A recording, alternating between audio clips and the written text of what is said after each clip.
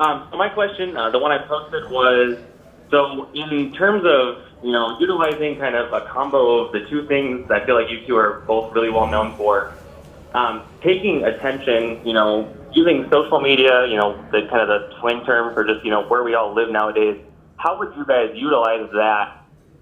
What are your thoughts on utilizing that for creating educational experiences? Basically using those platforms to teach people, if that makes any sense, creating like learning environments. So is the question like, how would we think about creating curriculum on top of social in a way, Correct. in a way of like whatever Khan Academy or all these other platforms have done, Collective, things of that nature, what's our opinion on layering that on top of social itself?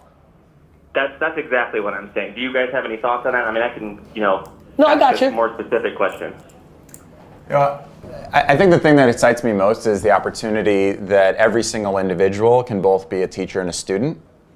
Historically, you almost had to have some type of rote qualification, right? You had to kind of get a PhD in order to be the sage on the stage. And I think, what Gary has demonstrated probably better than anybody else in the world is that you can use social in building an audience through education. I mean, your content for some people is voyeuristic, like they just love to watch your life. But I think the main reason that people love to watch your life is they feel like they're learning something, and then they're taking that and applying it to their own journey.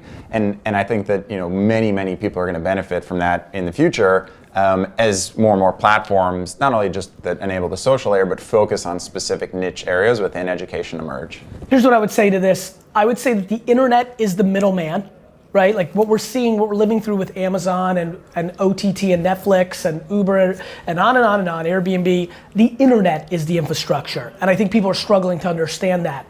When, back to your point, using terminology, I believe, when the 5 to 7 social networks or content hubs, because people call YouTube a social network now, even though it's not, per se, that's the layer on top of the internet that's current. So I would say that your intuition or what you might be thinking about as a startup or where's the opportunity, of course, it's the communication hub of our society. In essence, blog posts, video content, these are seminars or books or passages. So I think there's a lot of opportunity. I would say the one thing that people have to keep in mind is when you're building on top of something else, you're vulnerable to that something else. Mm-hmm. So if you're building on top of Facebook or Instagram, you have to figure out how to get as much value out of it that it gets out of you, right? I was with a media mogul just now, he was smart, he's young.